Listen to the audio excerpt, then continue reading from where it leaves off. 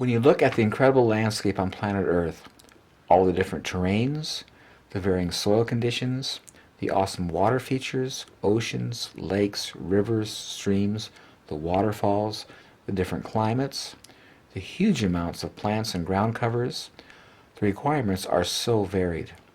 Can one fathom how big a project that was? When God designed the landscape project for planet Earth, he was so genius, he designed it in such a way he would never have to show up to work. It is completely self-sustained.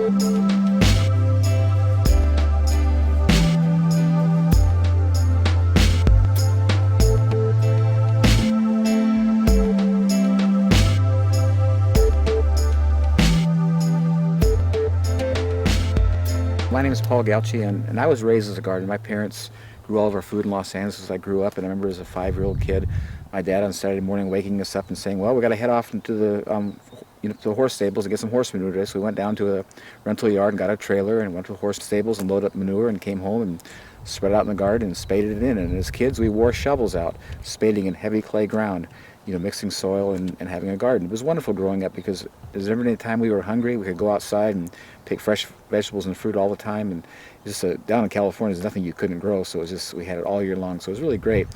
And so as I started to, grow up and I got married and I had some children, and I decided, Los Angeles was no longer a place fit for human habitation as far as I was concerned. It was getting really crowded and smoggy and just not safe. And so I thought I want to move to a place where I can continue to do this and grow fresh food for my family, have clean water, clean air.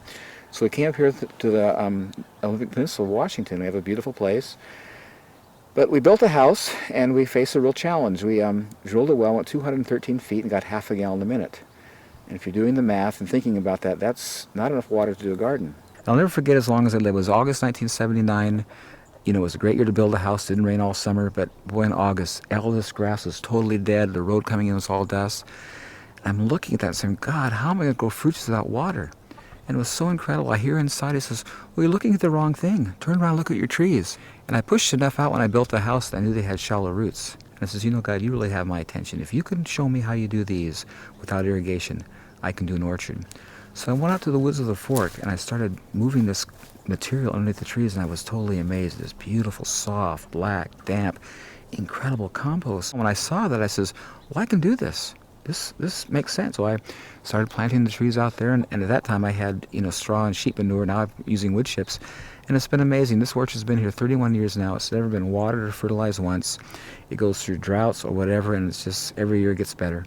As I was doing this orchard, experiencing these incredible results, because I was a creature of habit, and because our nature is to do things as we were taught and not to inquire from God, I says, okay, God, thanks for the help, but I can handle this on my own. And so for, I think, probably 17 years, I was out here diligently rototilling, hauling in organic material. You can see a place over here, my major rock pile. This is my altar. This is where all the rocks that came out of my garden over here. And I'm just doing this stuff, and I'm feeling I'm on this treadmill, just running in place, going nowhere, feeling like, oh, I'm going to keep up with this. Every spring, the ground is totally muddy and wet. When I tilled it, it turned to weeds in 5 to 7 days, solid green with weeds. I planted things 3 feet apart so I can rototill with it, do the weeding with the tiller, and it was just labor intensive. And one day I got out my orchard. I don't know what motivated me. I got on my knees and I started moving these wood chips, and I'm down to my elbow in this beautiful black compost. And I got up and started screaming. I was so angry. I said, there's something wrong with this picture. I have been killing myself to get this in my garden. I don't have it. I didn't do anything here. And I hear inside, well, it works in your garden the same way. You didn't ask. I was so angry. I threw that tiller away and I started covering my garden with wood chips. I always say people the greatest gift God ever gave me was that lousy well, because it opened me up to Him and to show me His incredible, work in creation. I've been a gardener for 55 years. I've done tilling, done all that stuff, and it's so amazing now. My only tool is a rake, and it's just so easy and so simple, and the production is so superior to what I ever had. Ever wonder why you're working? Ever tire of researching? Oh, there's gotta be a better way. So you lift your hands up and pray. Father,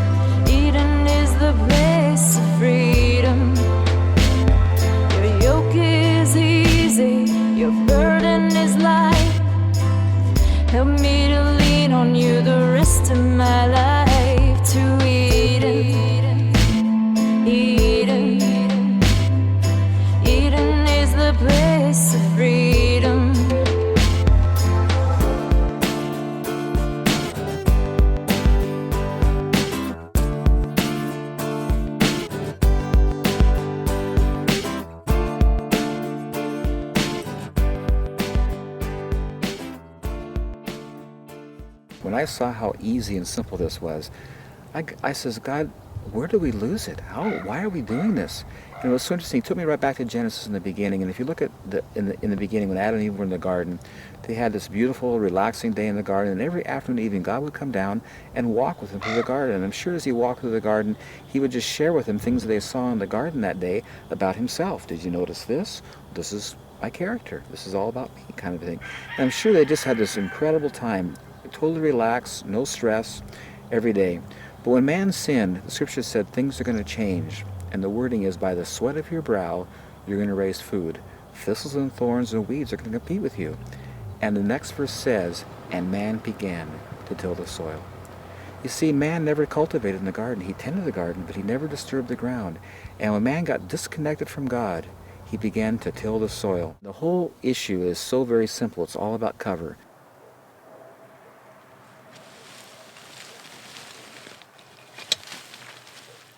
Nowhere in nature where man has not been do you ever see exposed dirt.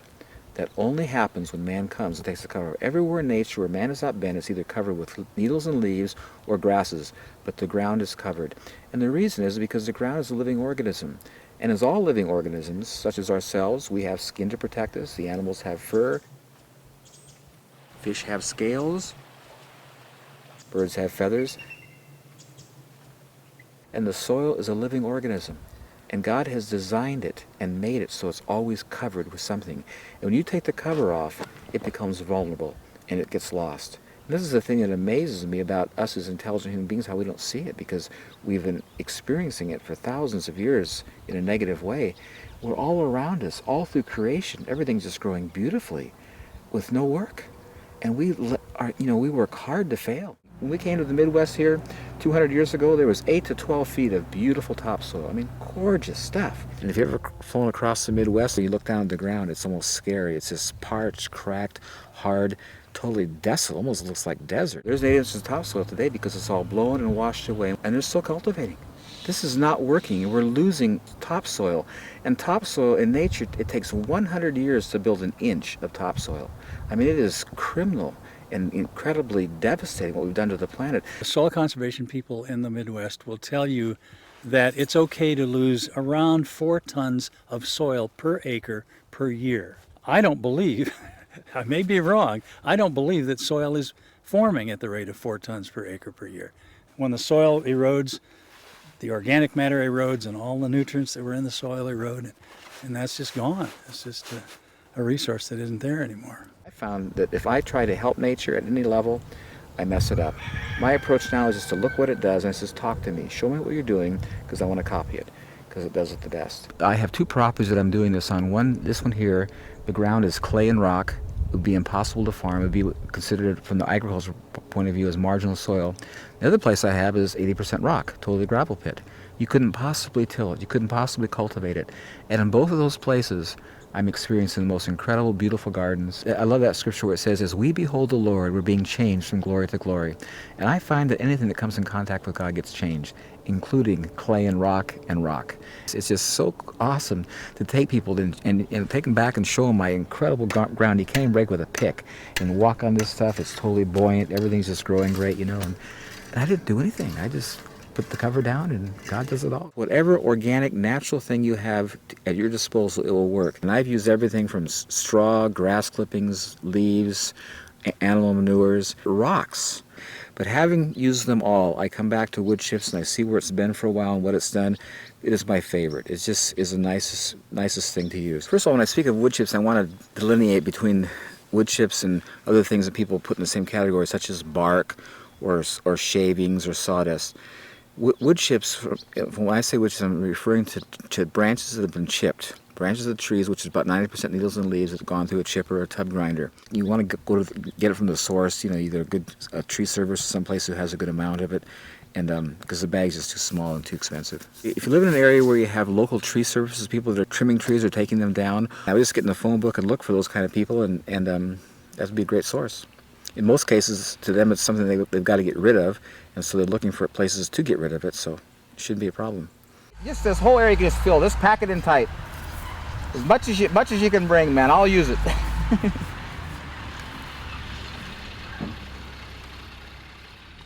In the local area here, we remove hazard trees and trimming and view removals and different things to enhance views, and so this is a byproduct of that operation. We've dumped chips here for Paul for a lot of years. And, 12? Okay, 12 years. In Paul's case, this is so handy for us because the location, it actually saves us time. So we give it to Paul. It's handy for us to get rid of the material. So it's getting more and more common for people to call us wanting chips. The thing about mulch is pretty much in every municipality there's mulch available, because someone's chopping a tree down, somebody's cutting a tree, somebody's shredding leaves. If we can try and get things that are as close as possible to us, maybe it's your neighbor that's chipping up a tree next door, then that's the best product for you. I'm an arborist. I prune trees for a living, and for me it's an art form, and I'm so thankful to be able to do it because it's a gift that I have, and it's just something that's just so pleasing and so pleasurable. It's interesting that the scripture talks about pruning. There in John 15, Jesus is saying that I am the vine and you are the branches. My Father is the husbandman. He's the one who maintains and cares for it all. And it goes on to say that he prunes the trees for what purpose? So they'll bear more fruit. And I love these things about God because they're so much bigger than I. When I try to figure that out, it makes no sense. If I'm cutting a tree, taking branches off, it would make sense to me from a mathematical point of view. I'm reducing its capacity to bear fruit. But God is saying he prunes so it'll bear more fruit. And it's just this incredible, beautiful illustration of God, how his whole principle is it's in giving you receive. And so with the tree, when you're taking stuff out of it and it's giving of itself, that process develops it and strengthens it and encourages it to produce more fruit.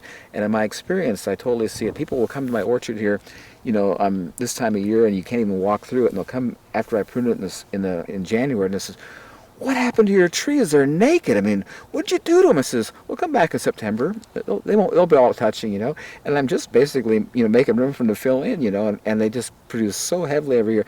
And it's amazing how much comes out. But they come right back and produce tremendously. And I'm finding, I always tell people, if you want a tree to grow, the most stimulating thing you can do to it is cut it. Cutting it will way surpass fertilizing, watering, anything else. Nothing compares to the effect of pruning.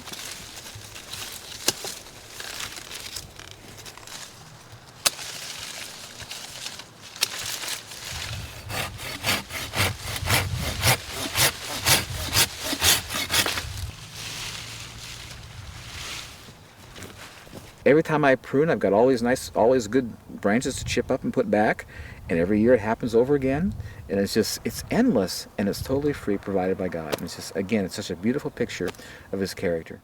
My name's Steve Johnson. I run what's called the Lazy J Tree Farm. Most of the farm is in Christmas trees, fruit orchards, vegetable operation, and then the compost facility here. I only do yard waste through my facility. Normal yard waste that comes in, as long as you got fairly good green coming in, with the yard waste, has the right carbon nitrogen ratio to compost properly. I ran a chipper for years, and you have to pick up the material and put it into the chipper, and after a while it's just too much labor and energy for what you're getting out of it. And so the tub grinder is really a good way to put the material through fast, and you never handle it by hand.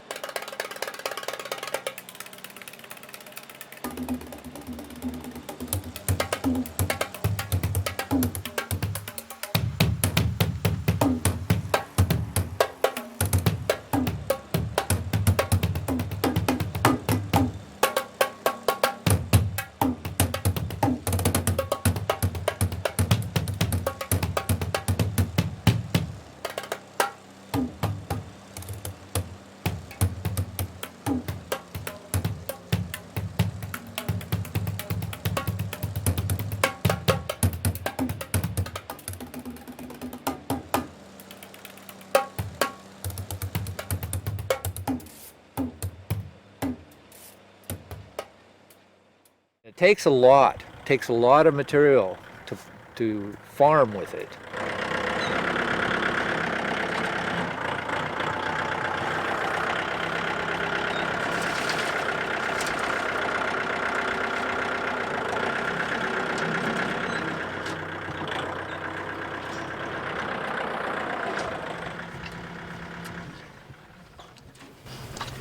What's so interesting about this? Track with me. I came across this revelation the other day. These wood chips, when the wind blows, don't move. No, they stay there. And they're lighter than dirt. Exactly. You track with that. That's bigger than me. And I love it. It's nature. It's so awesome how the creator designed this. I mean, there's no tilling, there's no digging, there's no... This is it. This is the only tool I need. Man, it is awesome. My roses love it. Everything loves it.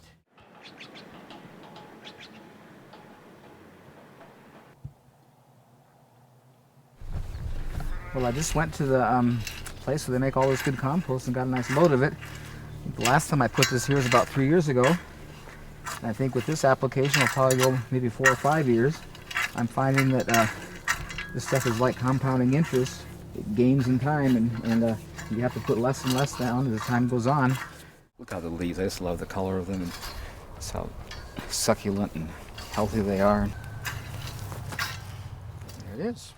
There's 2 words I want you to think about when you come here. Sustainable permaculture.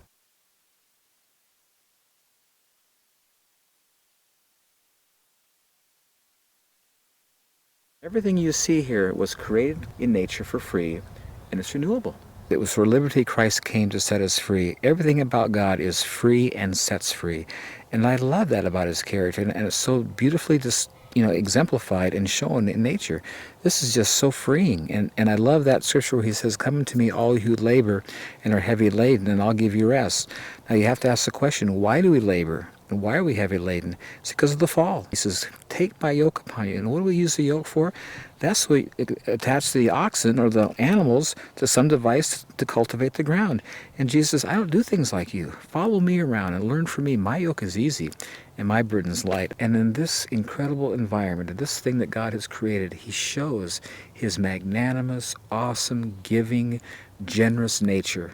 And it is so beautiful in comparison to the man approach of tilling and putting back, constantly being on a treadmill running, never getting on top of it. All these wood chips just sit here. I don't do a thing. Anytime I choose to plant, put a seed in, it totally thrives. If I don't use it, it just waits for me and develops, richer qualities. And in the meantime, it doesn't blow away, it doesn't turn to weeds, and it just stays. Where conversely, anything that I do, if I don't stay right on it, maintain it, I lose it, kind of thing. I'm a slave to it. And again, it's just this incredible quality of God of just setting us free. What I find quite interesting is that the issues we have in agriculture, and I'll just list them: soil preparation, fertilization, irrigation, weed control, pest issues, crop rotation, pH issues, none of those issues exist in nature. And what I'm finding at my place, none of them exist here either. And I feel just so thankful to be set free from that.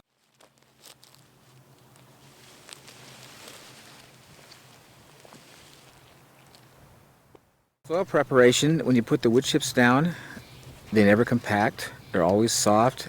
Every year I come out to my garden, all I need is my rake and just grate it out, make a little groove and plant my seeds. Because the air is always present, because it never compacts, it never has to be prepared. You come to a place where you've got you've garden, and your garden at the end of the year is all hard again. So you bring in this really nice organic material, fertilizer, manures, whatever, you till it in, you got this really fluffy, nice, aerated material, and you're so happy. Oh, what a nice garden. You get out there and you rake and you plant, your stuff comes up. As the year progresses, when you get to the end of the growing season, that ground is right back to where you started. It's all compacted and hard again. And here's what happens. I use the example of a fire. To get a fire to go, you have to have 3 ingredients: ignition, fuel, and oxygen. In the soil, nitrogen is always present. That's the igniter. And when you bring in raw material, the fuel, and to get it there, air follows, it all burns up. You don't see smoke, but it all burns up. There's a number of different ways to use the material. If you take the raw grindings and mix it in with your soil, it'll rob all the nitrogen out of the soil to rot the wood or rot the material. So you don't really want to do that. So I tilled in these beautiful potato chip, wood-colored orange wood chips into my garden last spring, and I wasn't too successful. My soil test says that I'm way down in nitrogen. Because I tilled those wood chips in, I tied up all the nitrogen in my soil. But now I know you never till this stuff. You just add to it. which was the mistake I made. So by getting the faith back and going back to what Paul has taught me, I think this is going to work because it just is simpler, right? Basically, what soil needs to survive is the same as us. It needs air, it needs water, and it needs food.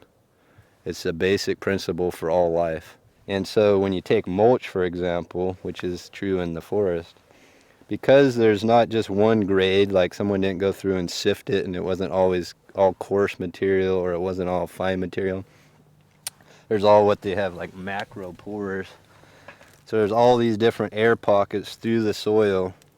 And so what that does is it keeps the top part of the soil and even further down oxygenated. And so there's that oxygen available. The microbes and the earthworms come up into the soil, and then they can actually deal with that material and break it down. Normally when people think about mulch, they might think about what they call bark nuggets, which are just big chunks. It has to have different sizes of actual material. You have to have small grades, you gotta have things like needles, you gotta have things like chips.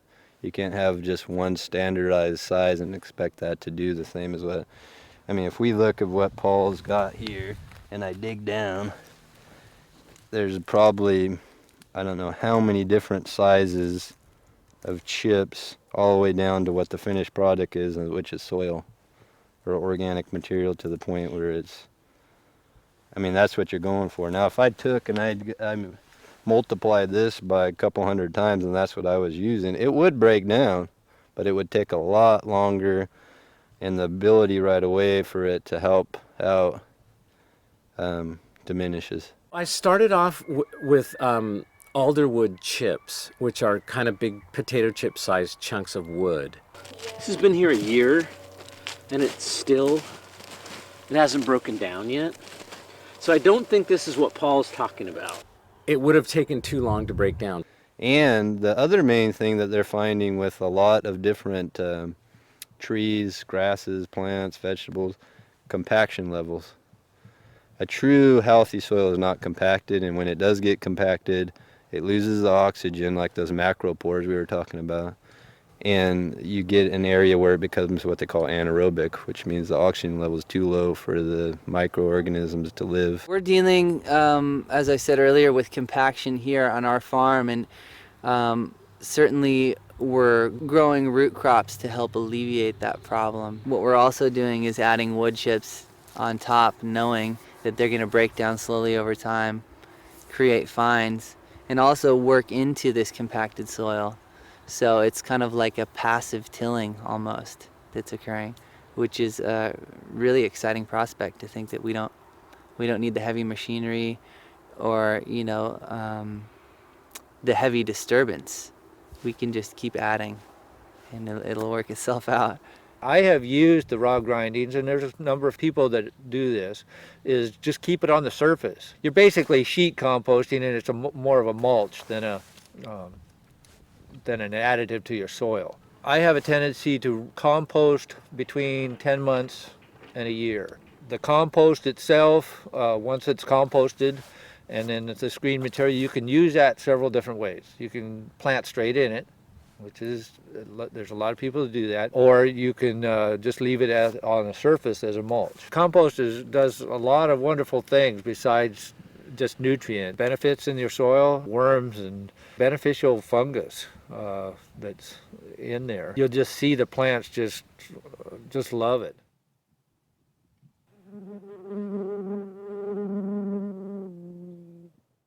Fertilization, because of the compost material, every time it rains or you water, compost tea is being deposited into the soil, so you have a constant input of fertilization going on. Just not having a fertilized feature, to me, is just so amazing and such an incredible gift in this kind of stuff. And last year I had such an incredible experience, a real revelatory time. I had planted a row of spinach in the spring, and it came up really nice, and we enjoyed it. And I pulled it out and planted another one. It came up, the next one came up bigger and nicer than the one before. And then I was getting ready to pull it up, and one of my neighbors was talking about this black Spanish radish that was so good, so I planted that for her. And that came up, and she couldn't believe the size and how beautiful that was. And I'm looking at this, and I'm just contemplating what's going on. And she says, now, God, talk to me. Every time I planted in the same row this year, each one was bigger and nicer than the one before, and I didn't fertilize. This is so opposite of what my experience is in gardening. Whenever I planted something, something was taken out, I had to put something back. And here I'm putting nothing back, and each planting is bigger and nicer than the one before, you know. And I hear him say to me, it was so incredible, in Romans 1, he says, the invisible attributes of God are clearly seen by the things he's made, so that no one has any excuse not to know God. And so I just started taking it in and says, God, what invisible attribute are you showing me here? He took me to Philippians where it says, and my God shall supply all your need, not from his riches, but according to his riches in Christ Jesus. And what he's saying there is that when he gives, he makes no deduction. He makes no withdrawal. He is the same. And he says this compost is illustrating that quality of my character. It gives, and it gives, and it gives. And there's no withdrawal. There's no negative. It just continually gives. And that's who I am. These leaves are falling down, and the idea is they're feeding the soil back. So they're done. So at this state, the chlorophyll is going out of them because they're going dormant. They're going to drop these leaves that still have nutrients, and the reason they're changing color is that green chlorophyll is gone, the pigment. They drop down in, and they're feeding that soil, and they're mulching it by their own. I mean, we're not coming over here and taking the leaves off and mulching below them. And if we go over here, or we go out in the forest, they're doing the same thing. So, I mean, they've been developed over these eons to do it, and so, I mean, why question it? Obviously, that's what wants to happen. And when you go out, and someone might say, well, that's not true with grasses. You go out into the grass field, let's say the prairie of the Midwest, there was grasses that were over my head, but underneath it was mulch from the grass. You know what I mean? It wasn't just green living grass with nothing out. There was mulch, all those blades of grass that had broken down fed the grass. There's nobody that goes out there and fertilizes that. I mean, that's the thing that people always say, well, you got to have fertilizer. You have to fertilize. Or, I mean, if there is no out, you're not taking it away, you know, it's all going back. The animals were eating the grass and it was still going back. So if you can recreate that in a garden, it's the same exact thing. The leaves come out, they do their purpose, they go back into the soil.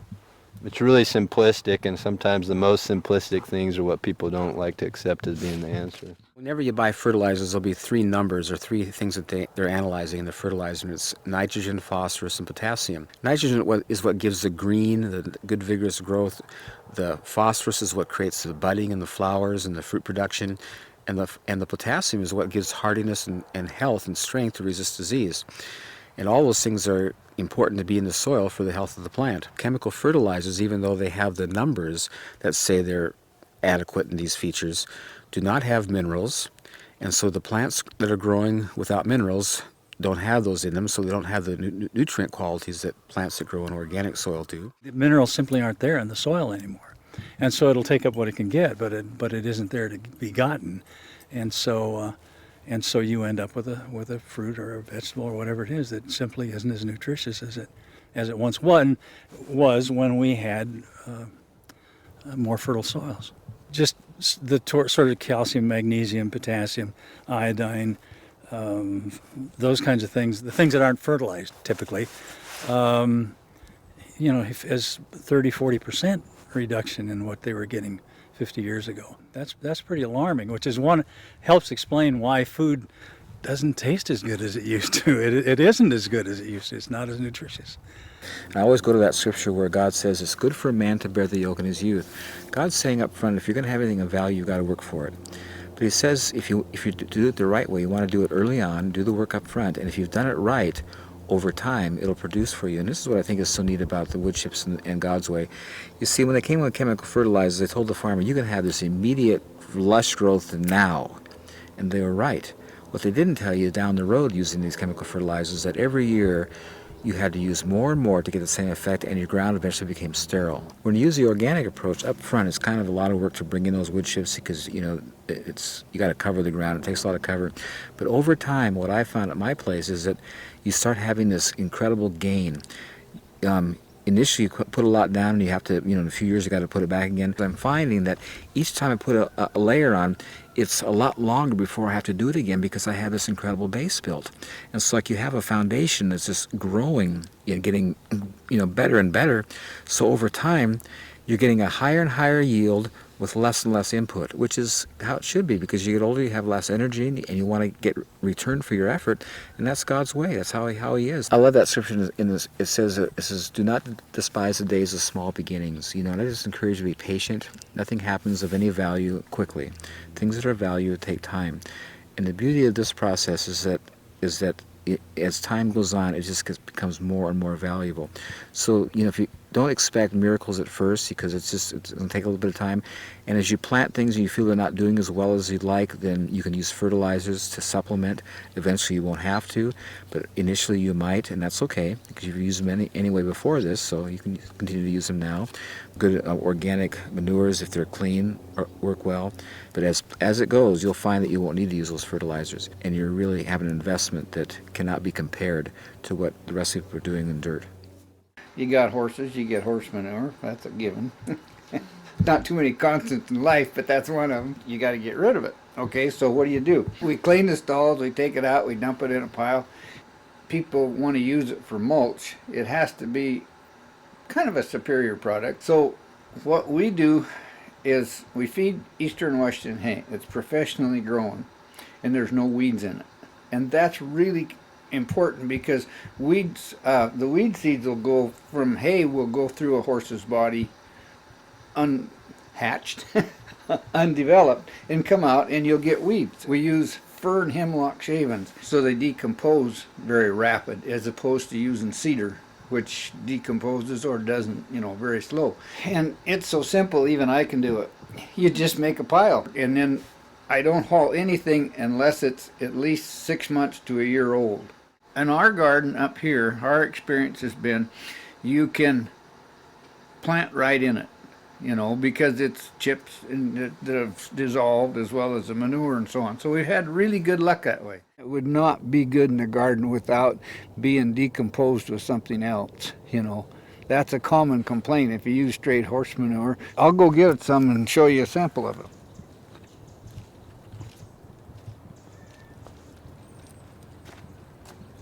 You can see how there's no manure in there. It's all decomposed, and this is gradually decomposing also the same way. And as you use it, you'll notice that each year the soil gets better, you know. Especially if you, like Paul was saying, where you put down a ground up wood chips type thing and then cover with it. It makes a sustainable program. It's a recyclable thing, and then of course the vegetables or the flowers or whatever you have grow. They die for winter. You put more on. It's a circle type thing. Yeah, and it makes you feel kind of good, because ecologically it's pretty darn sound, you know. Our culture is so wasteful, and so most people think, well, get rid of this wood chip stuff, get rid of it. You cut stuff in your yard and stuff. One of the things that you probably know about Paul now is that any waste out of his garden goes over into the chicken coop or into the chicken pen.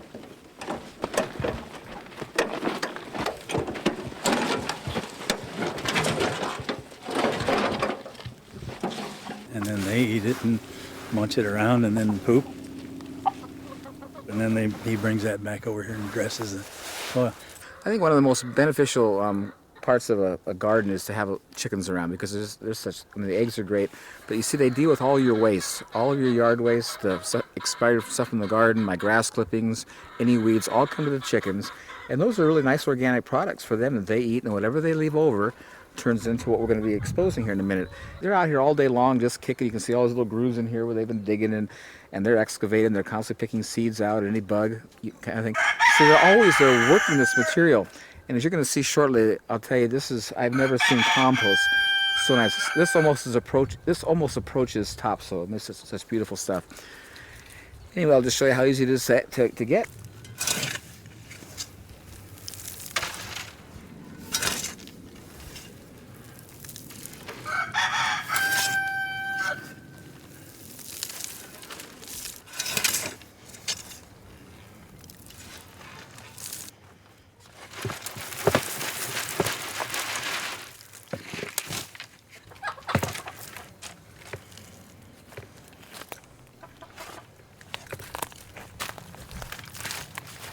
You can just See what beautiful stuff this is. I mean, look at this stuff. It just won't compact. I mean, this is the ultimate topsoil. And it's all just good compost from my yard waste. I always say that my chickens are my soil manufacturing plant. The eggs are just a bonus.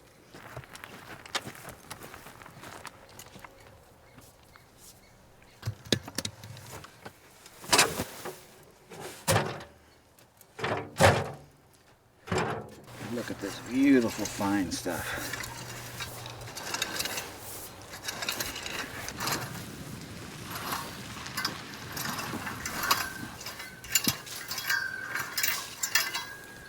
There it is, pretty quick. Somewhere down there there's a soil, and that's good, you know, presumably the soil has been protected, and in the meantime it's been breaking down and getting a little bit richer with time. But this mulch that is on top is basically organic matter. And that's one of the things that we're losing out of our soils around the United States is organic matter. Organic matter is wonderful. It holds the moisture up there. It's like a sponge. It just holds it there and it just sits there. The plant can stick a little root hair in the water and it sucks it. It's just like a straw about this big around, you know, it just comes up real easy. And plus being in contact with that organic matter, it's got plenty of minerals, plenty of nutrients, lots of nitrogen and all that sort of thing. It's quite interesting. People always ask me, well, what your soil's like if they tested it? I says, well, I've never tested it. I've already seen where I came from. It's getting so much better that I've just been really happy with my results. But I think this is really neat. They did a soil testing and we were actually able to see that all this stuff, I mean, the soil completely is over the top as far as, you know, nitrogen, phosphorus, and potassium, which is what the plants have always indicated. But it's just nice to see that scientifically this, you know, meets the criteria. It's what it looks like. Every year in the same place I get a higher and better yield because the compost is being deposited into the soil via rain and water as a compost tea, and it's just like the soil is the bank, and it's a real descriptive of like compounding interest. Just gets better and better and better, and the beauty is I do nothing. Irrigation, well, the rain does great as it does everything out there. Nature does everything with rain, and so it is here. Now in the summertime when I'm planting seeds out in my garden because it's dry on top, I'll water initially to get them up. But once they're up, I stop watering. When you go to plant and you pull them aside, if they're not wet, you want to water because seeds have to have damp ground to sprout in.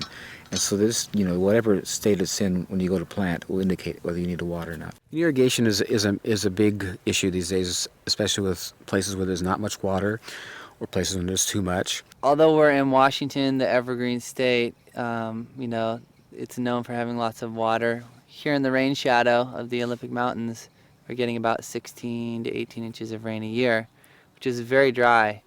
And of course, that dry season is the growing season as well. And so, you know, the importance of efficient water use is just, you know, at a maximum. There are a lot of problems with irrigation. One is that it's a lot cheaper or easier. It's a lot easier just to waste water. Spray the water through the air or dump too much water on the ground and it'll infiltrate and it'll sort of disappear, and so you're not bothered by it.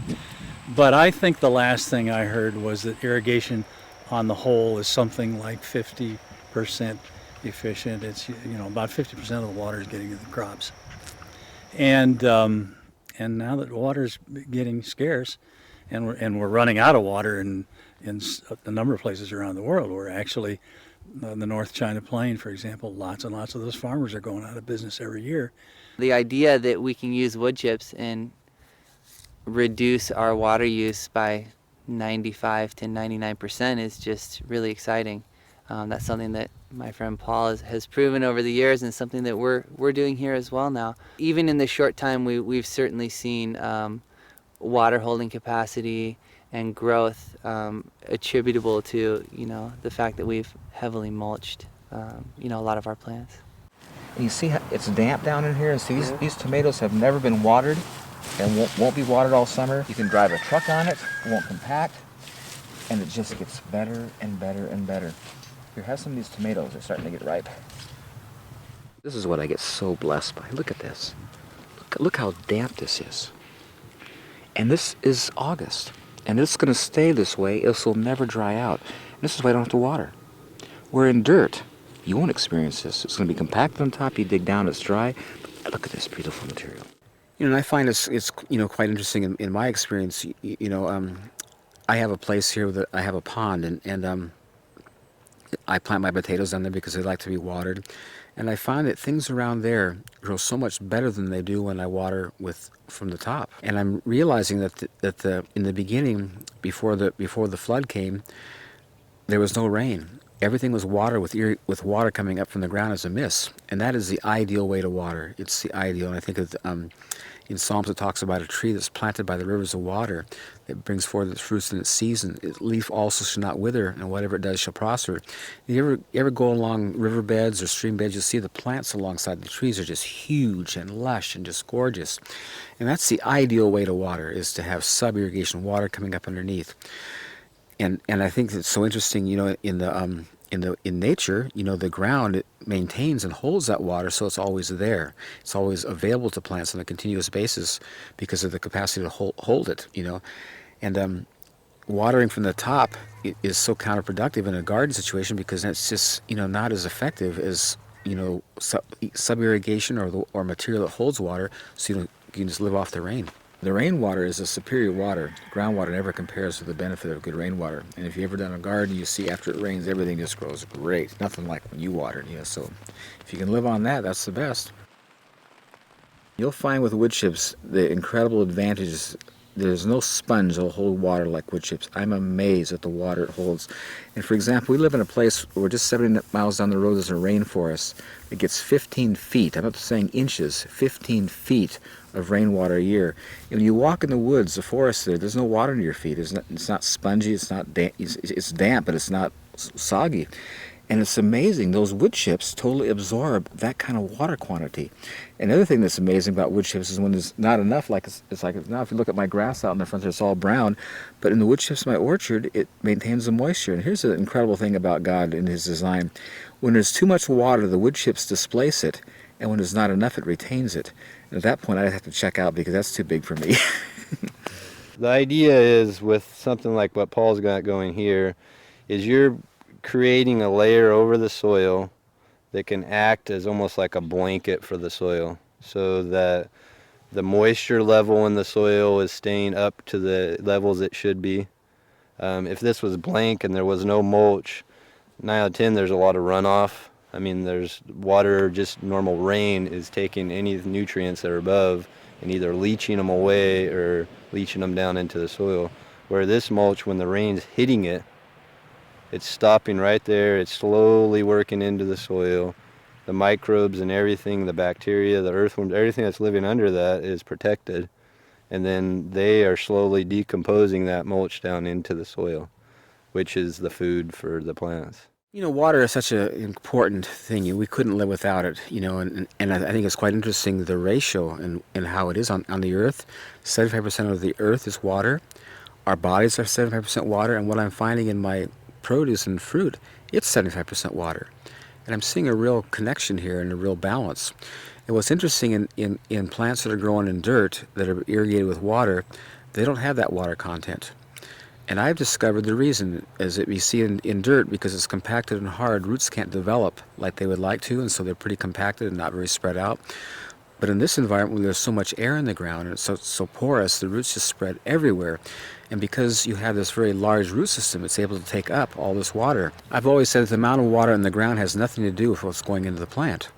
Because you could have, heavy clay ground, which is what I have here, and I could be watering all day long, and it's not going to go in the plant because the ground's so compacted, there's no root system. But in this stuff, because the ground is so porous, I don't need to water at all because the roots are everywhere. Drawing such a wide area, they're taking up such a huge amount of water, so it doesn't matter about how much water is in the ground, it's because of their capacity to take up.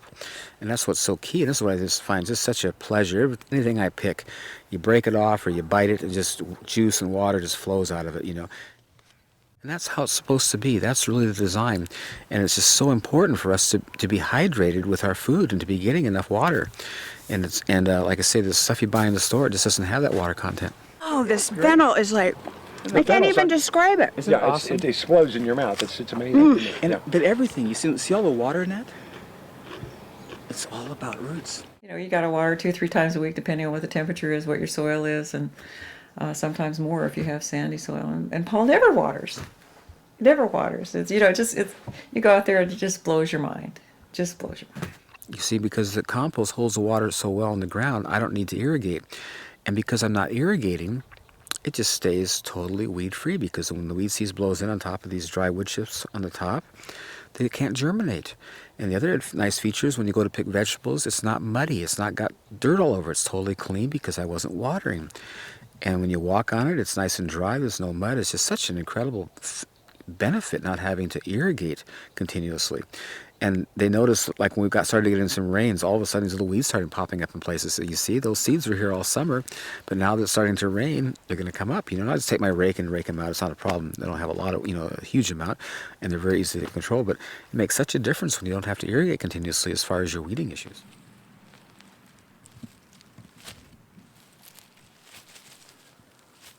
Weeds? Well, I have weeds. Weeds always happen, but because the ground is so soft and nice, I can just take my rake and just drag the rake through, and it uproots all the weeds. Or if I have to pull them, they pull out really easy. And it's kind of fun pulling here because I enjoy seeing the great root systems and just how nice everything does. So, and it's great. I call them salad green for my chickens because they just love it. It's just good organic greens. So weeds aren't a problem. Where in other soils, when it's got compacted, you got to really work to get those roots out. This stuff, they just come right out, so it's much, much easier. Weeds, I didn't say the weeds come up really good too. If you have weeds, it's easy to weed. Easy to weed, Easy right. to pull the weeds in this once you have a lot of this material. It's super easy to pull these things out. It makes your weeding a whole lot easier than what you're used to. But yeah, I mean, look at all those roots too. I'm used to things just breaking right off. It's amazing. Revolutionize weeding your garden. Isn't that great?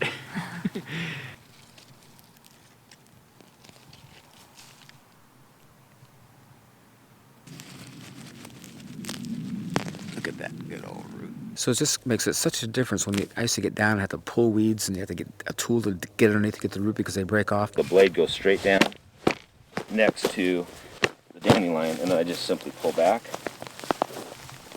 like that. No, I got pretty much all of it. When I used to till this, it was just solid weeds. Blows my mind because it's just like this was the same space. So the same wind, the same seeds are blowing across here, but because of the cover, I don't have the issue. This is one of the reasons why organic food is so expensive, because of the incredible labor-intensive weeding operation. They have to, get down and pull all those weeds because they can't use herbicides. This is a beet bed, and highly intensive labor to weed it, just to pick out the weeds and thin them, because there are weeds out here. We take about 4 hours per bed. A 3-foot by 30-foot carrot or beet bed take about approximately 4 hours to weed. I was for years in God's face trying to figure out what weeds are all about. I says, how come I have weeds here? I've done my best to get under your, how come they're here? And he came back so fast it almost scared me. He says, they're not your weeds, they blew in for your neighbors. They're cultivating, and they're creating weeds, and the seed blew into your place. And you'll always have that as long as they do this kind of a thing, And I love that scripture where how it says that all of nature groans and travails waiting for the manifestation of the sons of God. You see, they know we're disconnected, and they're groaning and travailing, trying to save the earth because we're just totally disrupting it and losing it all. And I think the answer is so beautifully described there in 1 John 3, where it says, Beloved, now we are sons of God, but it does not appear we shall be. But we know that when he appears, we shall be like him, for we shall see him as he is. And everyone who has this hope in himself purifies himself as he is pure. I think that's so key, because nature is waiting for that day when we'll be all like Jesus. We'll get reconnected with God and be taking care of the earth as he intended us to.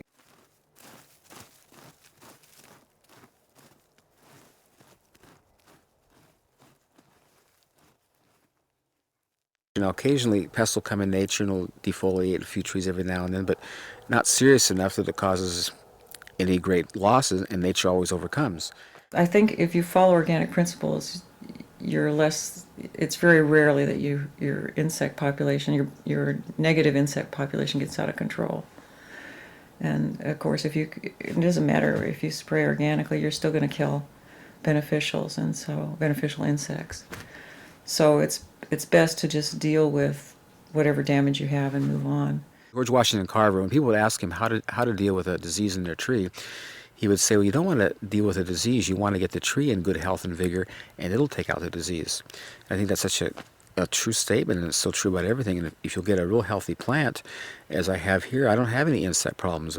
If a bug bites into my plant, he drowns because there's so much water there. He just is infused with it, and he wants cellulose and fiber, so he goes somewhere else to find a stressed, dehydrated plant to eat on because he can't eat on mine because there's too much water. So if you have a healthy, vigorous plant, insects are not a problem. As plants became weaker because of chemical fertilizers, insects began to be very overpowering and would take out huge amounts of plants. And so they stepped up to the plate and created insecticides. What they didn't take into account was that the Creator designed everything in nature to be overcoming, and as these insecticides would come in contact with these insects, they would mutate and develop opposition to it, and the next generation, those insecticides didn't affect, and so it's not a problem. So they have to keep improving and strengthening the insecticides. Well, what's that has progressed to today is that the insecticides are so powerful, so potent, they're killing the plants. And so what they've done to solve that problem is now they're using genetically modified organisms where they're changing the DNA of the plant and putting the insecticide into the plant. And I don't know what, if you're following this, but this is not going to end. And if you just, it amazes me how people, think these days, if something is in a plant that's going to kill insects, it certainly can't be beneficial for my body. We have to decide if it's acceptable to take any one piece of the puzzle out and it'll work. Like GMO crops, that's my perfect analogy for that. You can't take a DNA strand and start pulling pieces out and putting in different chromosomes and expect for that to achieve just one thing. Oh, it's just going to make it resistant to Roundup. Well, guess what? When you do that, it changed something on the other side. It's like a bubble. Pressing in the bubble, it distorts somewhere else. So down the road, and so I guess what I'm going back to is we have to keep thinking of a holistic approach on any of this. You can't just take one piece out and think it's going to be okay. And the mulching idea is just adding something back. Several years ago, I read an article that really got my attention. In Japan, the typical consumer would go to the store, the produce market, and pay 30 to 50% more for vegetables with bug bites. And their rationale was that this food is safe to eat. The stuff without bug bites is so poisonous the bug wouldn't eat it. And they're right. This is what's so pathetic about our culture. We're so cosmetically oriented. If we see a little bug bite, a little wilt, oh, don't touch that. That's not good. We want this really pretty, good-looking stuff. But we don't realize that those things are all part of nature. They happen, and you can cut around it or you can get rid of it. But, to be so put off by a bug bite and then to create food that's so poisonous that the bugs won't eat, and then you eat it, is not very smart, not very good for our health. My name is Edith, and I think living here in Sequim now for 22 years. This is the most beautiful place so far because you have always that fresh air. Sequim, and then the mild winter. Of course, the mild winter is also bringing along all the little pests that bother us, but Paul has found through the mulching, you have much less problems with the insects. Well, the thing about pesticides is that, whenever you use a pesticide, whether it's organic or inorganic, you're killing good insects as well as bad. For instance, when you have aphids, ladybugs come in right after to control them. And so my feeling is I don't want to kill them, I don't want to kill bees, and so I'll just live with the pests, for that period of time, and it's not a problem.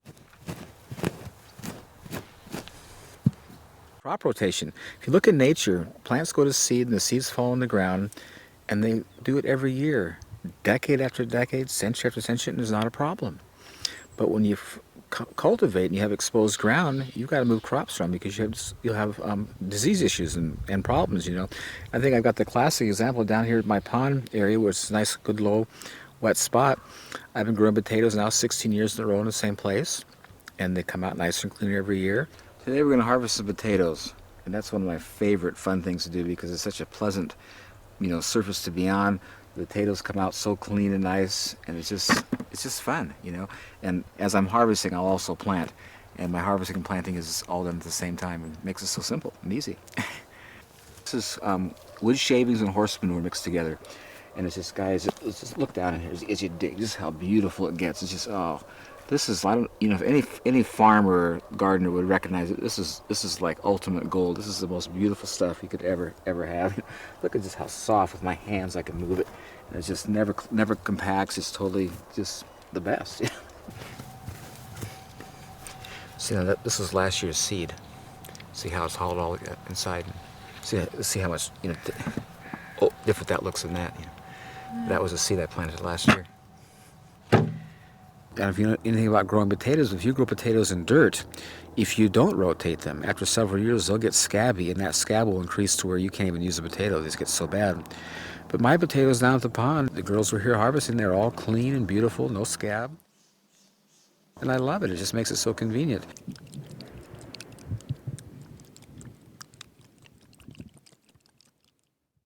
pH issues. You know, I have over here in my herb garden, I've got blueberries, which everyone knows is a very acid-loving plant. But right next to it, I can grow Swiss chard or cucumbers or anything else that's alkaline, and it does well too. So here I see again all those things that we work so hard to correct: soil preparation, fertilization, irrigation, weed control, pest issues, crop rotation, pH issues. In nature, it's just all beautifully done by itself. And so I just enjoy having the convenience, and it just makes it so much easier. Well, the reason people don't grow their own food, because if it's done traditionally, it's just a lot of hard work. I mean, you become a slave. I always tell people, when you do a garden, if you don't stay on top of it, it turns to weeds and you lose it. It's something that requires all your undivided attention, so it's very labor intensive. And people don't have the time or the energy or the desire to be so tied into something, because it's just such a big...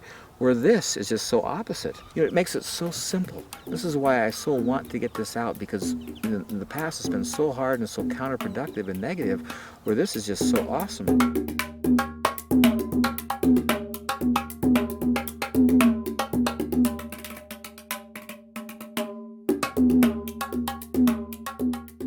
We're in Southern California, in the South Bay area of Los Angeles, in a town called Palos Verdes. Southern California only gets about 13 inches a year, even in a normal rainfall year, and we've had drought for the last 4 or 5 years. And what we've tried to do is find interesting California native plants and plant them around the garden as much as possible, and then more recently vegetables, and see how they do in this area. We've basically taken the existing soil, which is pretty dry, a mixture of adobe and clay and little rock, and added mulch as much as we can to make it richer. Certainly we hope that plants will grow more healthily and more readily with less water, and so that's kind of an experiment. And this is actually soil that we've worked a little bit, but has lots of hard particles and doesn't work very well for plant roots. So definitely getting it more moist and adding some compost on a regular basis is important. In Southern California, it doesn't get terrifically cold in the winter, but it can get quite hot in the summer, and it's definitely a way to hold in the humidity and to keep the soil from drying out so much during the hot months. Well, just recently we learned about a source of covering through the Los Angeles Sanitation Department. They are taking the green recycled clippings and yard waste and those kinds of things, and grinding it up and making it available at I think 6 or 7 different sites around the LA basin at different times during the week, and just come and pick it up. So we've done that a couple of times now, and getting big barrels full of free mulch is great.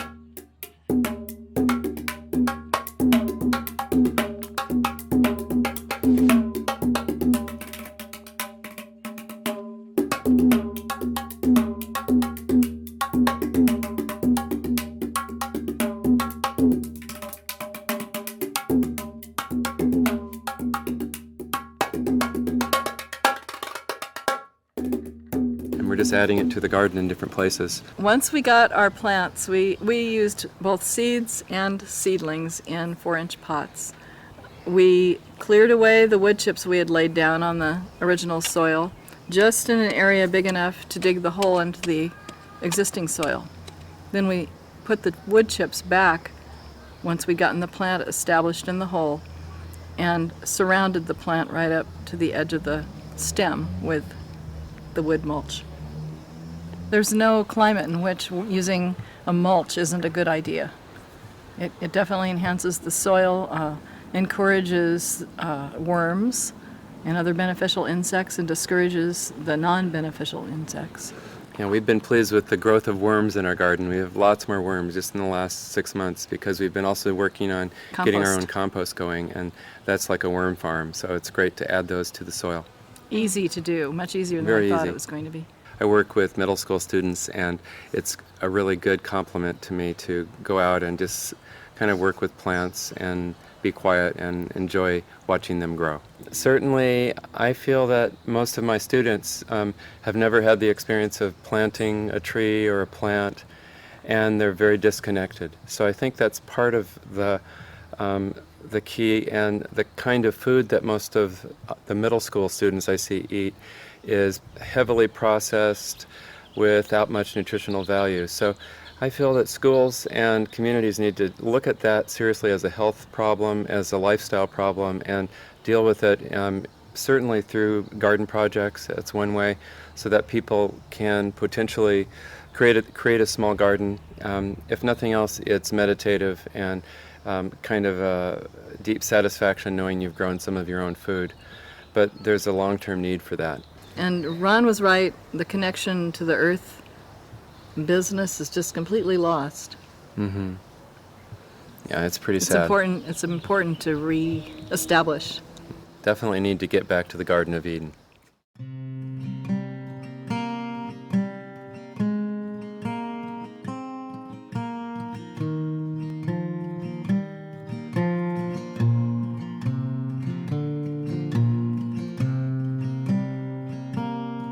Hi, I'm Diane McComber.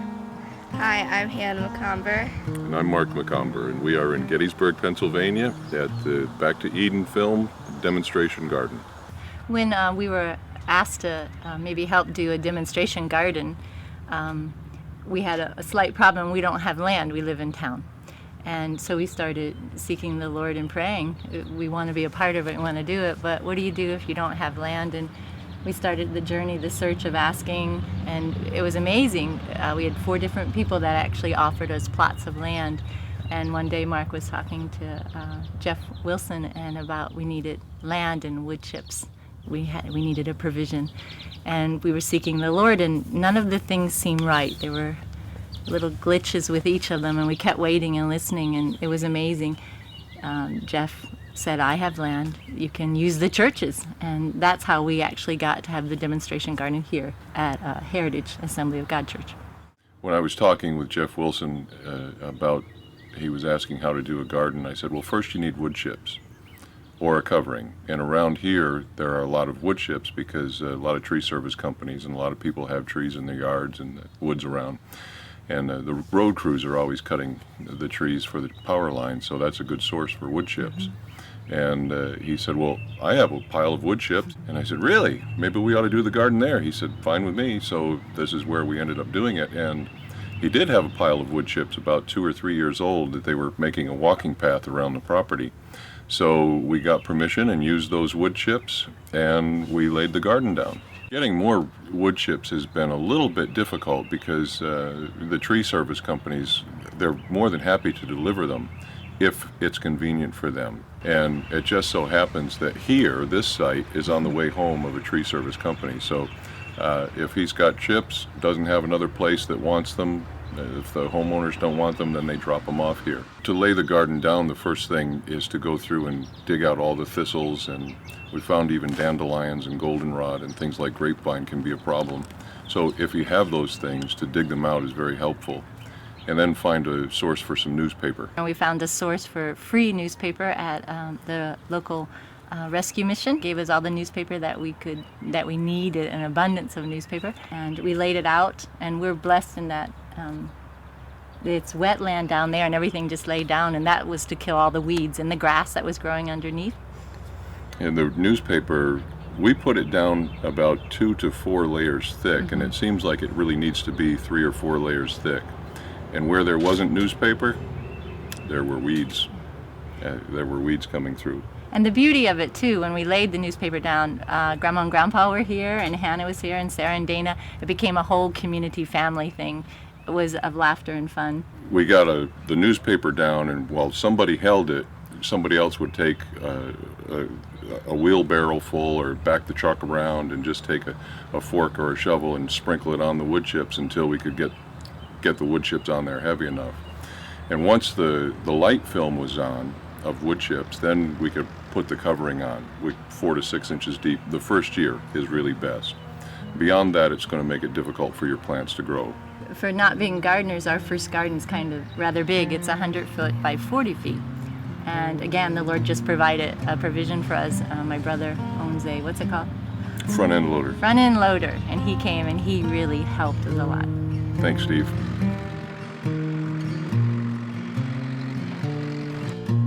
Work the soil with your hand.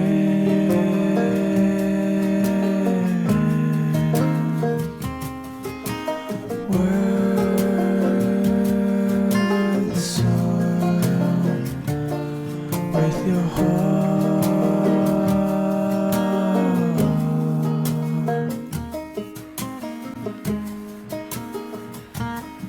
When Steve started to dig into them with a front end loader, then the steam just rose. It was like a cool morning with the steam coming off a meadow or a lake, and it was really nice. It was beautiful.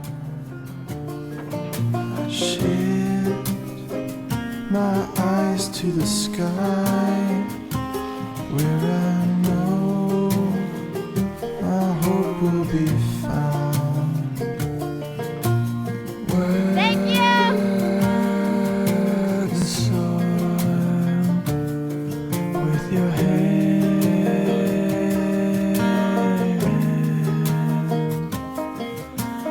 Work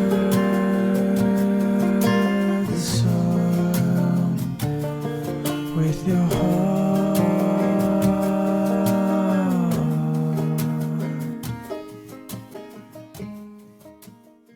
We were really blessed again because all of our seeds were donated to us from Washington State, and that was an amazing gift. In October, a box came from Washington. Paul had given some potatoes for seed, and Justin had given us a bag full, 4 types, I think, of garlic, and we immediately, in the fall, planted the potatoes and the garlic. Typically it would freeze at the depth that it was planted, but the wood chips kept it warmer, it kept it insulated. Almost every single one of them came up. So yeah, it worked. When we were planting the garden and while things were germinating and coming up, it was so exciting to see these plants come up, because it's like we are going to have a garden full. We're going to have a produce department full of harvest. Yes. Yeah, we're going to give vegetables all over the community. And as time went on, it was a little bit discouraging because things came up and then they stopped growing. And I didn't know why. So that's when I put the fertilizer on.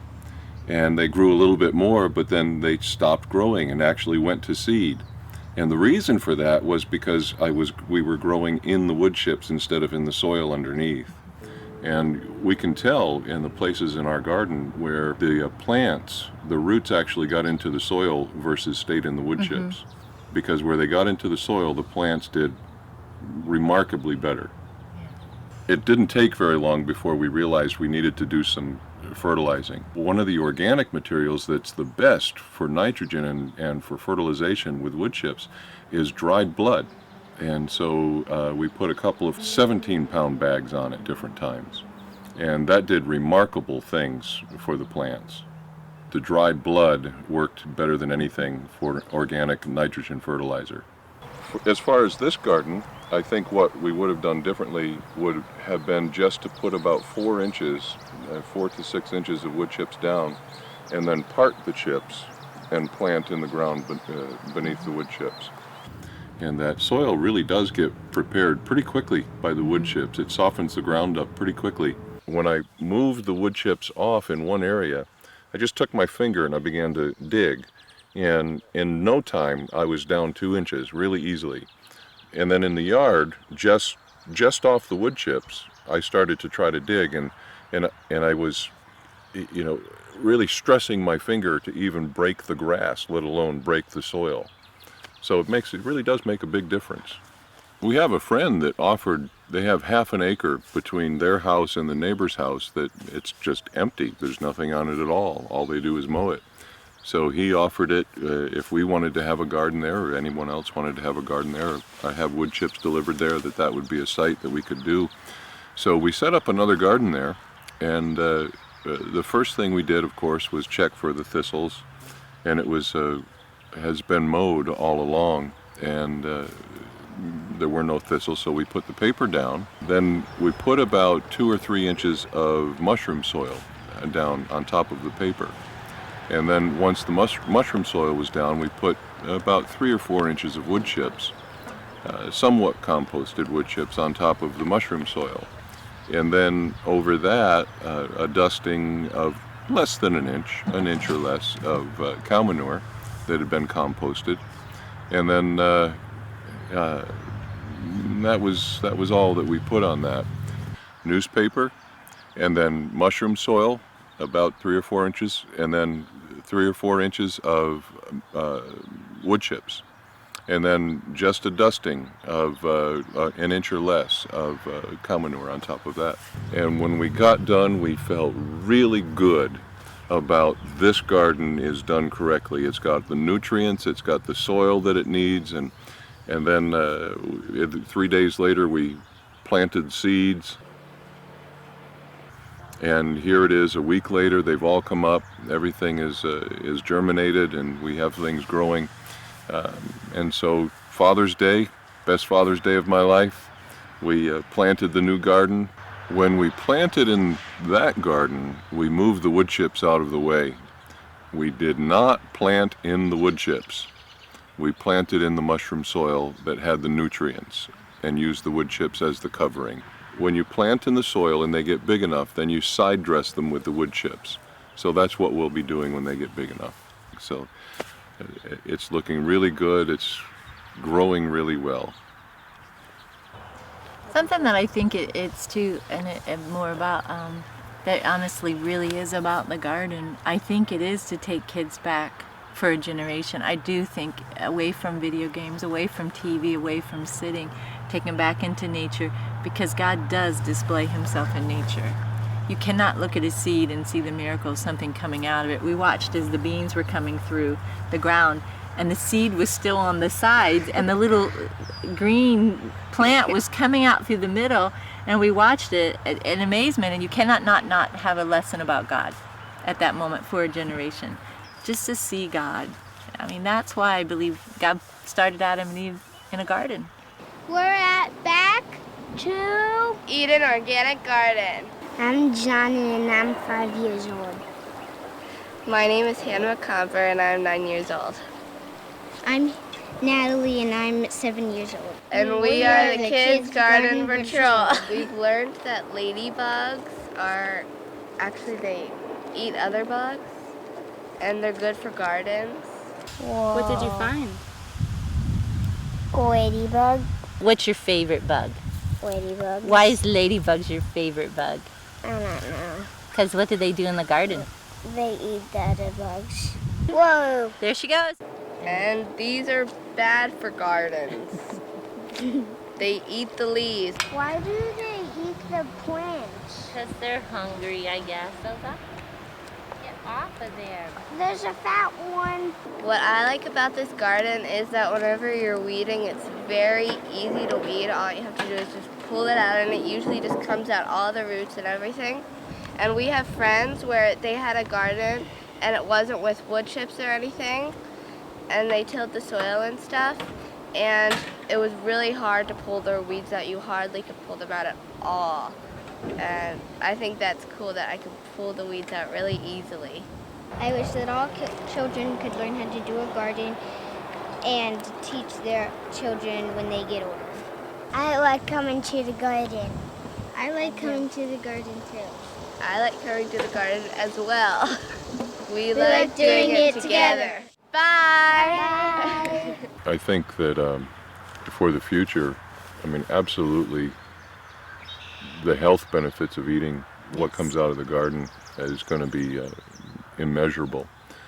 But also, I think that times aren't going to get easier, they're going to get harder. And I really feel like the Lord has released this now worldwide wood chip gardening in order to be able to provide for people that don't have the ability to do traditional gardening. They don't have the equipment, maybe they don't have the space, they don't have the understanding of how to do traditional gardening. And you can just lay down some wood chips this year, and if it turns out that it's 10 years down the road that you need to be able to grow your own food, like in the days of the Great Depression, then your garden is ready. And I really feel like that's a major aspect of the Lord releasing this at this time. He's released it in enough time for people to get things ready that they need to get ready. Don't have to be in a panic about it, but to be intentional about it and to do it. Some of the spiritual lessons I think that we learned from doing the garden, or at least that I learned, was that God always speaks to you in the garden. It's amazing, the dialogue. And also being patient. The garden, I think, just teaches that amazingly. And to trust the Lord in the fullness of time.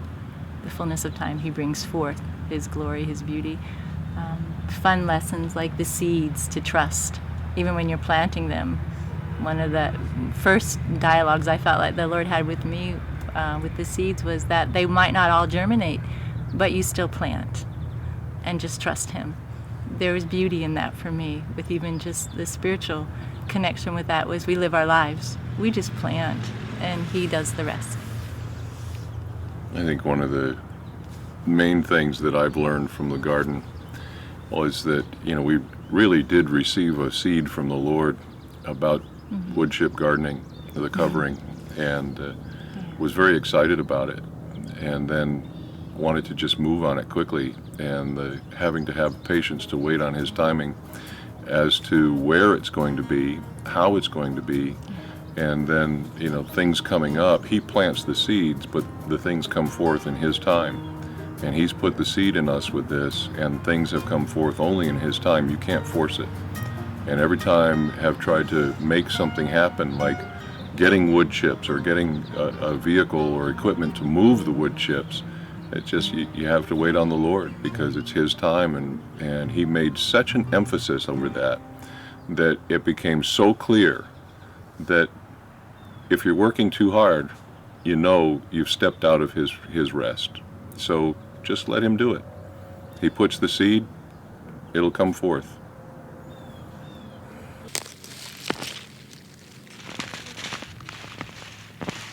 I always come back to, I love that statement of Jesus, "Come unto me, all you who labor and are heavy laden, and I'll give you rest.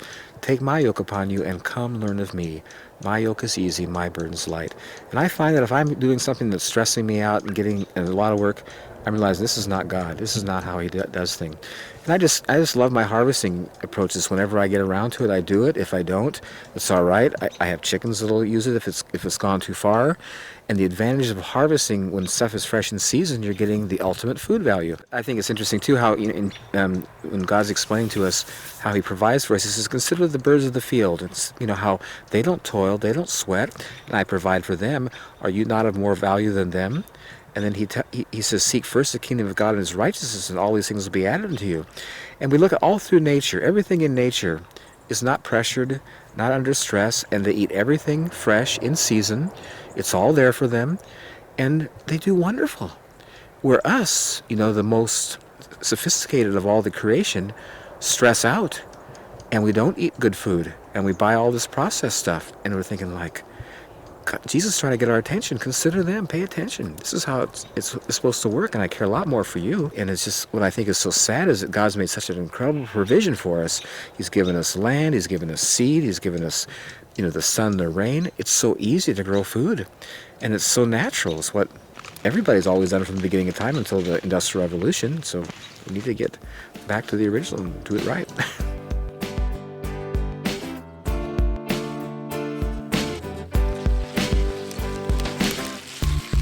Ever wonder what's this longing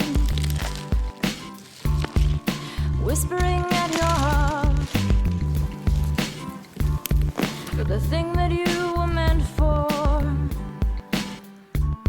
but you don't know where to start?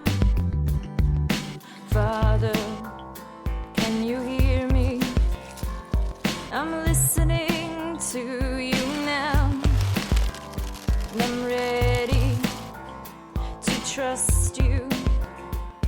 to lead and guide me somehow.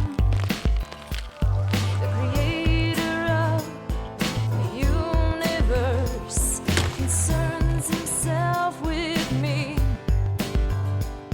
He's passionately revealing his coach of love and of peace to Eden. Eden.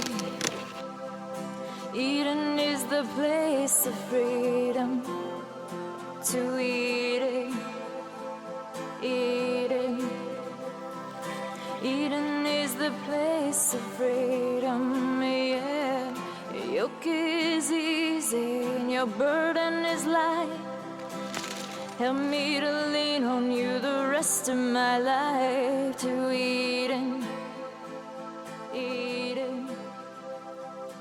Eden is the place of freedom. Apples, the enzymes that cause them to ripen don't happen until 7 to 10 days before they get ripe.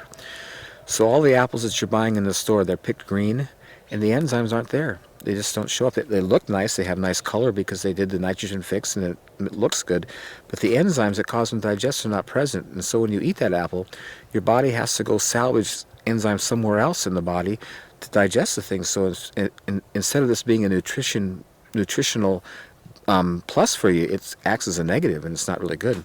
When the apple falls off the tree, it's usually pretty ripe. This is what I love about this arrangement. The trees are pretty low to the ground. The ground is soft. When they fall, they don't bruise. And the other advantage is that, you know, in harvesting, you see when they harvest apples all at once, not all apples on the same tree are ripe all at once. They come on at different times, and then some are in more of a shady place, so they don't ripen as quick. And so if you pick them all, you're going to get some unripe ones. The advantage of coming out at your leisure, when they fall off, they're always ripe. And so you have all the enzymes present, the full nutritional benefit that was in the apple. Depending on what it is that you're growing, the nutrition comes with the color. And that's why, you know, it's always been, you know, known to eat a variety of colors and have a rainbow diet and all those kinds of things, is because there's different nutrients that are more prevalent with all those different colors. But the color doesn't ever come until it's right before it's ready to be picked. Unfortunately, you know, the society and the culture that we live in, they are picking those things much before that nutrition is there, which is why I believe that a lot of the taste is not there. The sweetness and or you know, whatever that particular plant is prolific in. And I think that's really a big reason why people are not, you know, big fans of eating vegetables in particular, is because of the taste. I always say that plants that grow fast are sweet and tender. Things that grow slow are tough and bitter. When I used to grow stuff out here, they grow slow, they were tough and bitter. Now I plant stuff, man, it's up in a week, you know, and just 3 weeks it's just totally huge and beautiful. It's just amazing the difference. Well, you know, I'm not I haven't been formally educated, and I don't have a nutritional background, but I do have taste buds.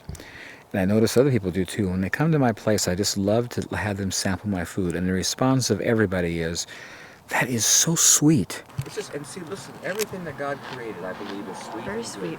It was very sweet. They're so sweet. And tastes so good. This is good. Mm-hmm. I was a butt jerk in Largo Park. Mm. That's good. And see if you, They smell good. These blueberries are really, really good. And my gut feeling, intuitively, is that the nutritional value of food is relative to its flavor. If it tastes good, it is good. If it doesn't taste good, it's not good.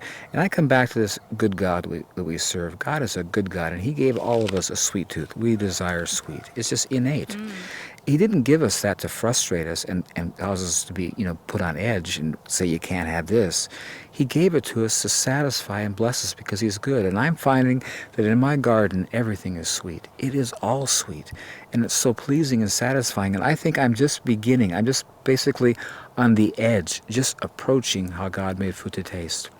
And it's just so wonderful. And I just tell you from experience, when you eat this, I eat this stuff all the time. I just out here grazing all day long. You have this sense of just overall feeling good. You have energy. You're not stuffed. You're not bloated. You don't get tired. I'm thinking like, this is how we're supposed to live. This is just right. And it's a result of eating this live food, fresh in season. And so I can't, you know, come from a scientific place to now analyze why this is better than store-bought, but I'm just telling you from how I feel and the flavor and the comments of everybody else is according to the flavor that I know this is way over the top. Everything I've been eating is just delicious. It's amazing. It's packed with flavor. It just feels like it's the best food. It's so great. Sweet, juicy, delicious. This is the advantage of not watering. Amazing. This fennel. Isn't it delicious? Isn't that amazing?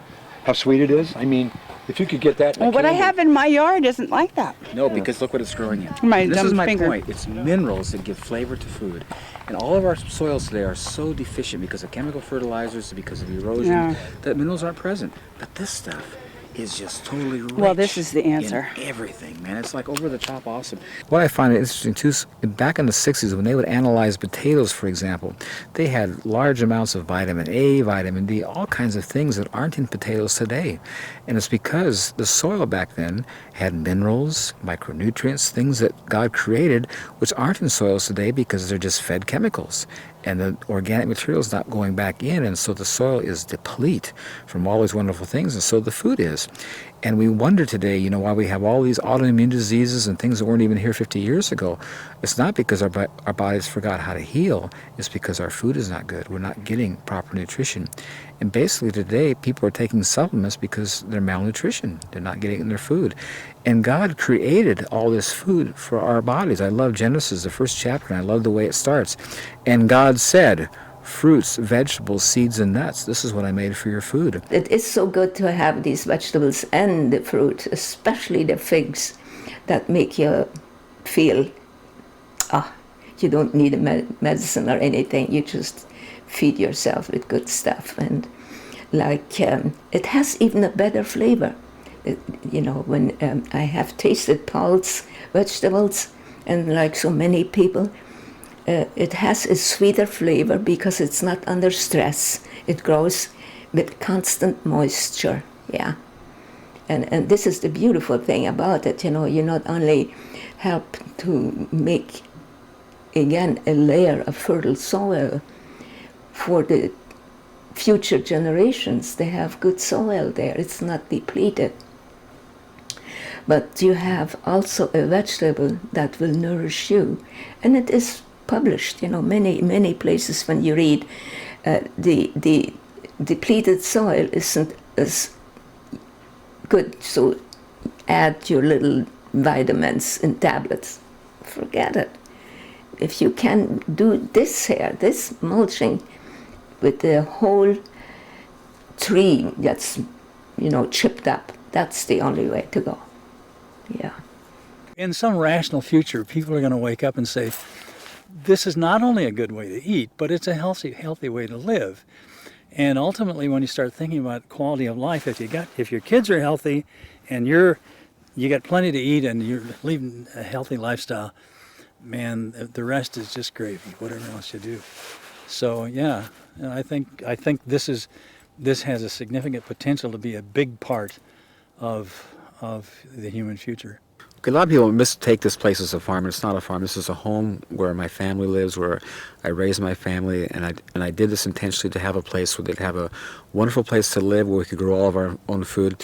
And I've purposely, just because of how God's given me this really wonderful revelation of how to grow things, and His whole economy is in giving and receive. I've just never been in any position where I wanted to sell anything. I just have no desire to, and I just have such pleasure in sharing and giving with people because I have such an abundance. There's plenty for all of us, kind of thing. And it's just fun for me to watch people just randomly come to my place, pick things and walk off, and you can't even tell they were here. And it's just such a wonderful feeling, you know. I just love it so much like God because it's just His nature to give, you know. And if we just get connected with Him and start doing things His way, we have an abundance. He provides us with all we need, and we have excess to give away and to bless other people. And it's just a great way to live. I love it. I heard about this garden today from my friend Marcia Brees and her brother Mitch. So we took a notion to come up here, and it's been an incredible revelation. The gardening techniques are a revelation. As the owner was saying, they're so simple, so straightforward, so profound that many people overlook them. Gardening with compost, not using any water, and this is the result, is just a revelation to me. Do you think that you would ever try this at home? Immediately, in about 3 hours. Every herb and vegetable that he's grown in this garden is so flavorful, so pungent, so powerfully flavorful that I haven't tasted anything like it in a very long time, certainly not in the supermarket.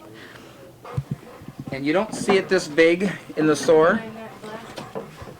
This is not elephant garlic, this is Italian red. Thank you. And I want you to notice when you use it just how moist and nice it is. Oh, yeah. Totally awesome. Oh, it's, yeah, thank you, thank You know you. where I grew that? No, Right out in my orchard, underneath my tree. underneath the trees. This is, And you know what's so this is cool about gigantic garlic. is the easiest It's thing in the world to grow, perfect. and here's why. You plant it in October. We're amateur gardeners, and we're going to implement this stuff. I know we are. It all tasted really good. It's just all outrageous. Oh, it's unbelievable. I mean, when you drive up, that's why I put myself in front of this. The whole front row of this orchard is these dwarf apple trees with the wood sticking out the top. And it's magical. It looks like it's right out of a movie. It looks like, I expected Alice in Wonderland to come bopping out any minute and say hello. And I told my son we're going to see a garden, and he's 10 and a half, going on 15. And like, oh, do we have to do that? And he just came up to me a little bit ago and he said, I'm glad we're here. Even he thinks it's cool. If it passes the test with him, it's okay. I've had, let's see, I've had a carrot, and I've had some cilantro, and probably the most shocking thing was the anise. It's literally sweet. At the end of the stem, the stem's good, which normally would be very tight, and at the end it's like eating a piece of candy. It's sweet. It's amazing. So he's turned me into a believer. When I was studying sustainability, I was looking at what is it that would make a human ecosystem really sustainable. And Paul has another, besides his farming techniques, Paul has another quality that really is ultimately the ultimate sustainable value. And that is, he has a big heart, and he's generous, and he's helpful, and he's helping his neighbors out, and anybody that comes in here, help yourself. And that's the sort of attitude, if you really want a sustainable human culture, that's the kind of attitude that we really ought to be spreading. If the human species is ever going to be sustainable, it's going to be because of people like Paul. Not necessarily because of how he farms, but because of his heart. Paul is an incredible individual. I mean, the things that he has been through and what he does and his knowledge about the garden is just absolutely incredible. And he's sent me quite a few people that have used our products, and he not only that, he's very honest. You know, I mean, when he talks to people, it's from his heart. It really is, and that's one thing I've always admired about him. Mm-hmm. I just think he's incredibly giving in his knowledge, and I love the way that he presents it. You know, I tend to be a very low-key teacher, instructor, whatever it is I am with the community garden, and I kind of feel like I go, rah, rah, rah, rah, you know, and don't have the volume and the enthusiasm behind what I say that Paul does. And he's just such a gift to all of us who meet him. He truly is, because of that enthusiasm. It's just wonderful. I would say Paul's evangelical in both definitions of the word, in terms of his religion and in terms of his expressiveness about what he believes. Both of those things. He's an evangelist, a garden evangelist. God is so there for us. He so wants a relationship. I always thought God put man in the garden for his health's sake. You know, get fresh food because it's close, kind of thing. But it's way more than that. It's about relationship. And when you're out in creation, if you're just semi-paying attention, you're hearing and seeing God. I love, Psalm 19, the heavens declare the glory of God, and the earth shows his handiwork. Day and day utters speech, and night and night showeth knowledge, and there is no speech or language where that voice is not heard. And I love it. When I'm outside here, I just am amazed at the things God shows me. And the thing that I discovered about God is that he's a lot like us. If you look in Genesis 1, or in the beginning when he created us, he said, let us make man in our own image after our own likeness. And many of you who are artists, you know how natural it is for you to want to share your art with people, because you're just really, you know that it's good and you're proud of it and you want to show it to people. Well, God is the ultimate artist. He's the master artist. And he's very proud of his artwork, and he likes to talk about it. And I find when I ask him questions about nature, he just is right there. Yeah, and let me tell you this, and let me show you this. It's like, it's just awesome. What I find so interesting about God's creation is so in line with the Word of God, because he's the author of both, and the creation and the Word are saying the same thing. They're revealing the beautiful nature of God and showing his handiwork, and they're totally synonymous, and I love it, because whenever I'm hearing from him, the Holy Spirit always brings scripture that verifies and validates what he's saying, and I know who I'm hearing from. I love the scripture. Jeremiah says, "Call unto me, and I will answer you and show you great and mighty things you don't know." And then the verse in Proverbs, I think, is just so helpful. It says, "Trust in the Lord with your whole heart," and he helps us to remember where our heart is. It's not here. He says, "And lean not on your own understanding." He says, "Do not try to figure it out. And in all of your ways," and what does all leave out? "In all of your ways acknowledge God, and he'll direct your paths." Very simply, God's saying, he says, listen, when you have issues, ask me and trust me in your heart. Don't try to figure it out, and I'll show you what to do. When I come out here in the garden, I'll have issues and stuff, and I'll just ask God. I'll just give you a neat example. One day I had a bunch of people over here, and the guy noticed my potatoes over here, and he says, "Well, how come you don't hill your potatoes?" In a typical garden or farm where you have potatoes, because as potatoes grow, they expand and they'll come to the surface. And when they surface, the light will hit them and turn them green and makes them toxic. So the farmers have to keep hilling up dirt to keep them covered, I looked at my potatoes, and this is, well, the first answer that comes to mind is I don't need to, but I'm not sure why. So when I'll go in tonight and I'll ask my mentor and I'll get back with you. So I go in the house and says, "Now God, how come I don't have to heal my potatoes?" And it was just so beautiful. It was like he took me underground and showed me a potato develop. He says, "Watch this potato, because the ground below it's compacted and it can't move down. As it expands, because dirt is heavy, it falls off the potato and the potato comes to the surface. And for that reason, they have to keep hilling dirt over it to keep it covered. But in your wood chips, because they're light and they're totally intermeshed together, when the potato expands, the wood chips just lift." And I looked at that, and I love his responses. "And remember, I told you I did this so I wouldn't have to show up to work. Healing potatoes is work." And I just started laughing. Yes, God, you're so awesome. I always tell people when they question, whether this will work someplace, or it may work for you in a small place, but you couldn't do it on a big scale. It says, or they have questions that they can't fathom. It says, you know what the issue is here? You haven't taken into account an omnipotent, omniscient, omnipresent God who holds all things together by the word of his power.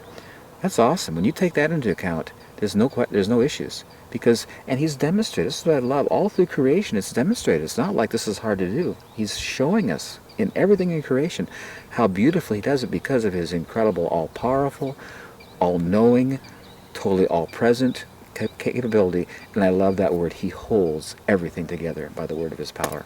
Awesome God.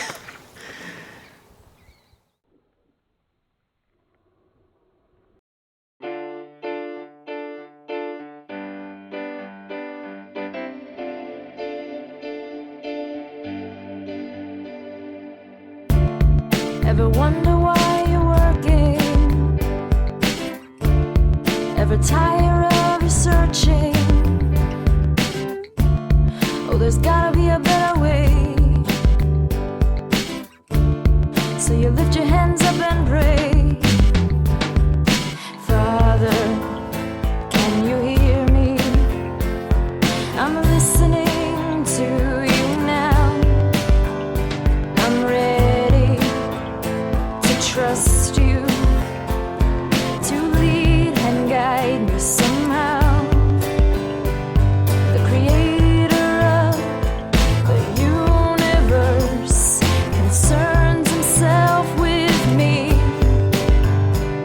He's passionately revealing his culture of love and of peace to Eden. Eden is the place of freedom. To Eden. Eden is the place of freedom. Your yoke is easy, your burden is light. Help me to lean on you the rest of my life. To Eden. Eden is the place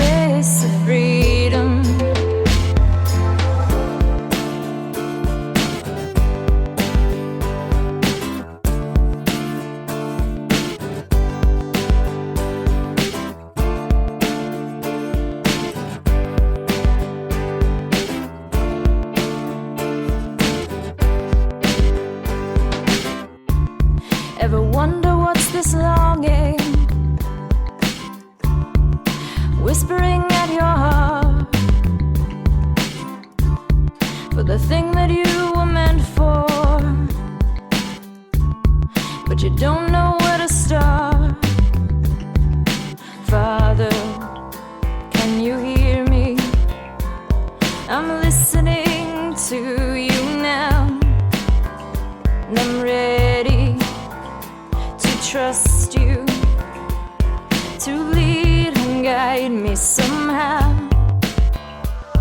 The creator of the universe concerns himself with me. He's passionately revealing his culture of love and of peace. To Eden, Eden, Eden is the place of freedom. To Eden, Eden, Eden is the place of freedom, yeah. Your yoke is easy and your burden is light. Help me to lean on you the rest of my life. To Eden, Eden.